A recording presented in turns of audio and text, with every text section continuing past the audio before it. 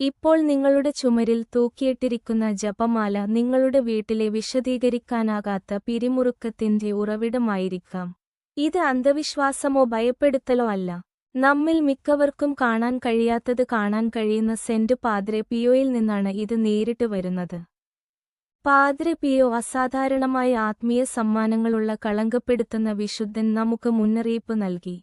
പ്രത്യേകിച്ച് 3 പ്രത്യേക നിറങ്ങളിൽ ചില ജപമാലകൾ ശ്രദ്ധിച്ചിട്ടുള്ളവർ ദൈവിക സംരക്ഷണത്തേക്കാൾ നെഗറ്റീവ് സ്വാധീനങ്ങൾക്ക് ആത്മീയ വഴികളായി പ്രവർത്തിക്കും.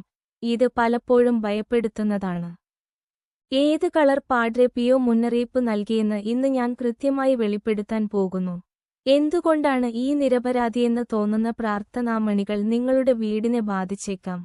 മറഞ്ഞിരിക്കുന്ന അപകടങ്ങൾക്കിടയിലും കത്തോലിക്ക ഭവനങ്ങളിൽ ഇത് കൂടുതൽ സാധാരണമായി കൊണ്ടിരിക്കുന്നതിനെ സംബന്ധിച്ചാണ് ഞാൻ പരാമർശിക്കുന്ന 3 തരങ്ങൾ.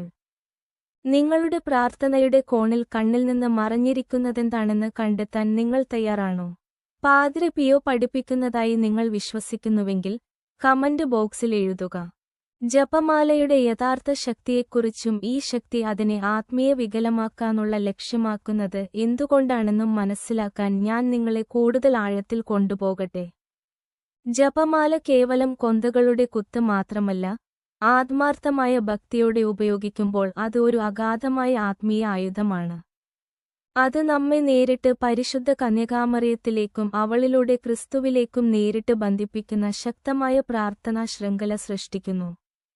13-ാം നൂറ്റാണ്ടിൽ വിശുദ്ധ ഡൊമിനിക്കിന് ഇത് വെളിപ്പെട്ടതിനാൽ പാദ്രെ പിയോ തത്വമനുസരിച്ച് മതപരമായ വസ്തുക്കൾ വൻതോതിൽ ഉൽപ്പാദിപ്പിക്കുകയും ഫാഷൻ ആക്സസറികളായോ അലങ്കാരവസ്തുക്കളായോ വിൽക്കുന്ന നമ്മുടെ ആധുനിക ലോകത്ത് വിശുദ്ധമായി തോന്നുന്നതെല്ലാം യഥാർത്ഥത്തിൽ പവിത്രമല്ല.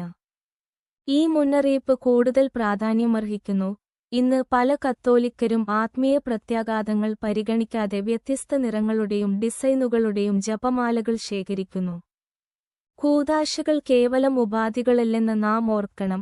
അവ നമ്മുടെ വിശ്വാസത്തിന്റെയും കൃപയുടെയും ചാലകമാണ്, ശരിയായി അനുഗ്രഹിക്കപ്പെടുകയും ബഹുമാനിക്കപ്പെടുകയും ചെയ്യുമ്പോൾ.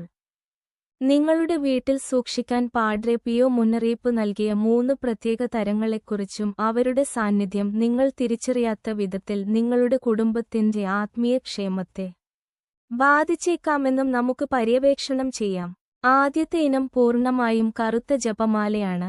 അതേസമയം കറുപ്പിന് കത്തോലിക്ക പാരമ്പര്യത്തിൽ വിലാപത്തെയും അനുതാപത്തെയും പ്രതീകപ്പെടുത്താൻ കഴിയും. ഈ നിറം വിവിധ നിഗൂഢവുമായ ആചാരങ്ങൾക്കും ഉപയോഗിച്ചിരിക്കുന്നു. പല കറുത്ത ജപമാലകളും